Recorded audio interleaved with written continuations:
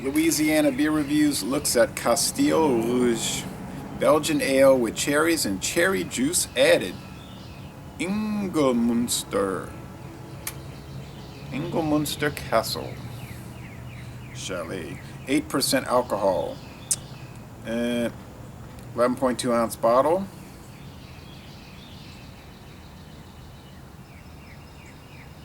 Vanhonsebrouck, Belgium.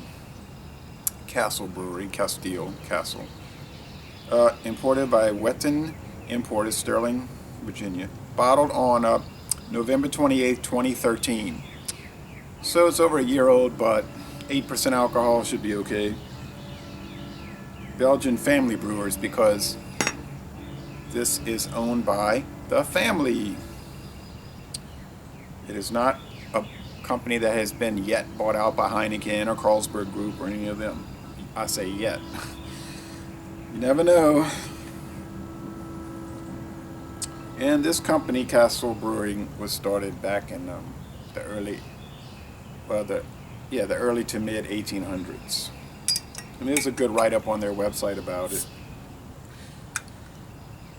Most cherry beers I've tried, and I hadn't tried too many, and there aren't that many, but most I've tried haven't been too good. The Samuel Adams, it's good. I just couldn't. I was like, I'm going to be glad when I get to this six-pack. And then I bought one from my neighbor across the street, and she was like, I didn't like that too much. She likes when I get good beers, like, you'll laugh. But she says, bring something good, like natural ice. That's what she liked. I brought her more than one craft beer, and she thought they were okay.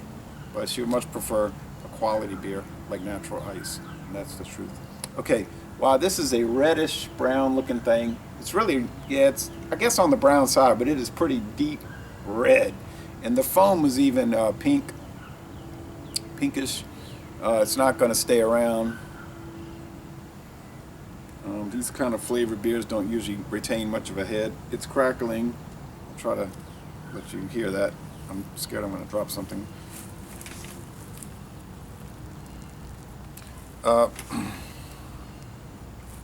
Bought this at Acquista Paces in Covington, Louisiana. All right, let's check it out.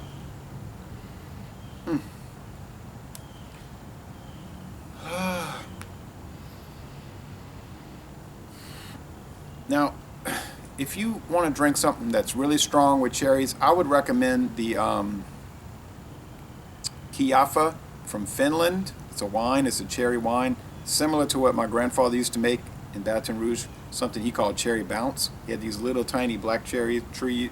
It was cherry trees, and he made little tiny black cherries, and he would make cherry bounce every year. It was very similar to Kiafa. This smells like it, but I think the Kiafa is even stronger. You might jump back from it. It's so strong. But it's rich cherries in ale.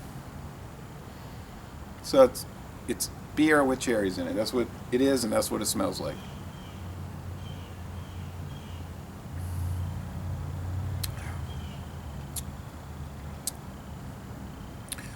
People are talking about cough medicine and all that. That's what I get with the Samuel Adams. It's like bread with cough medicine. And the more I drank it, the less I liked it.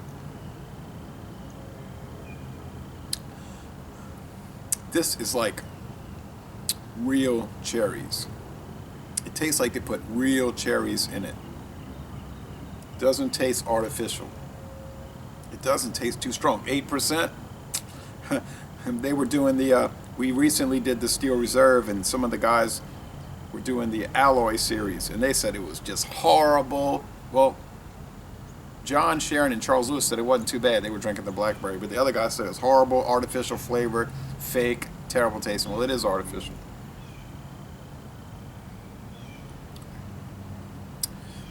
This is good. It tastes real. The mouthfeel is light to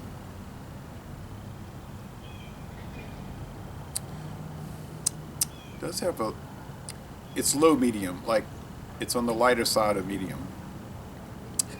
The finish is in between wet and dry, and And the drinkability is very good. That's how it can get you in trouble. But I don't think it's going to get you in trouble because it's kind of expensive. So the chances are you wouldn't drink a whole lot of it because you just wouldn't. You know, I don't remember the price, like between $3.50 and $4.99 a bottle. So you're not going to, unless you just don't mind spending enormous amounts of money.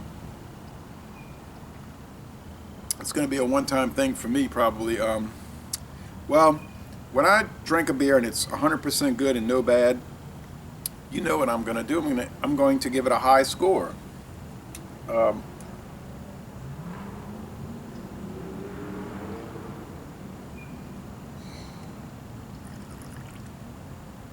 you can hear the wateriness. I would say it's an A. It's between an A and an A plus. I'll go ahead and say A plus for a flavored fruit radler type beer. They said radler on Beer Advocate.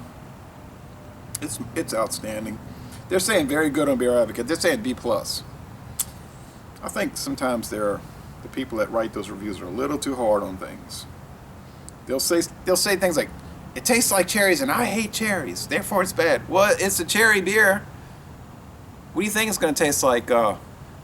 Okra? If it's a cherry beer, you know, it doesn't mean it's bad because you don't like cherries, okay? So I don't know about those kind of assessments. 91 out of 100 on rate beer, 98 out of 100 for the style. See, that's a fairer rating. A 98 out of 100 for the style. So they're saying it's nearly perfect in the style, and I'm saying the same thing. I'm not saying it's perfect. I would be giving it world class. But I'm saying outstanding. It's a winner all the way. I'd like to try their whole line of beers. And I was looking on their website, and they have a fascinating line of beers, believe me. Believe what I'm telling you. Talking about old books, which actually we weren't talking about. I bought this years ago, Mustang Recognition Guide. This is for the first generation Mustangs, the ones based on the Ford Falcon. And you know, they were so popular. Oh, 1981. It's fascinating because it's in color. Donald Farr and Larry Dobbs, if they're still living. I hope they are. They did a great job with this book. It's to make sure you don't go out and buy a Mustang that's been modified or messed with. It's to let you know what you're looking at. And it goes through all the years, 65 up to 73. And, you know, it's a 64 and a half body style. Actually, it was technically a 65, just an early introduction. And they show the old pony interior. That was sort of like the above premium interior. And I'll show you something real fast. They started getting bigger, lower, longer, and wider. And as the Mustangs got bigger and more luxurious, the sails kept getting smaller. They went to the Grande interior, which was really fancy interior. And it's, you know, you could get a stripped down Mustang, or you could get an ultra gourmet, you know what I mean? Like a Shelby aftermarket, but in league with Ford, okay? It was an official aftermarket, customized car. So it counts. Shelby GT500 counts. And then this 1970, if you watch the early Mary Tyler Moore show episodes, early 70s, she drove a white Mustang. Then later on, she was driving the big Mustangs. The big Mustangs, which really weren't that big, but that's what people call them, 71 to 73. Sort of a disastrous experiment. Ford thought people would want big Mustangs, so it started looking like a Ford Torino, and the sales tanked. And people generally hated them. Although they're collector's items today, the sales were very bad. And so Ford hurried up and came out with the Mustang II, which was back to the smaller ones, and the sales shot back up. And the Mustang II was very popular. Now, the performance people hate them because they weren't fast. There's a Grande, nice looking car. The general consumer did like the Mustang IIs because they were what they considered a Mustang.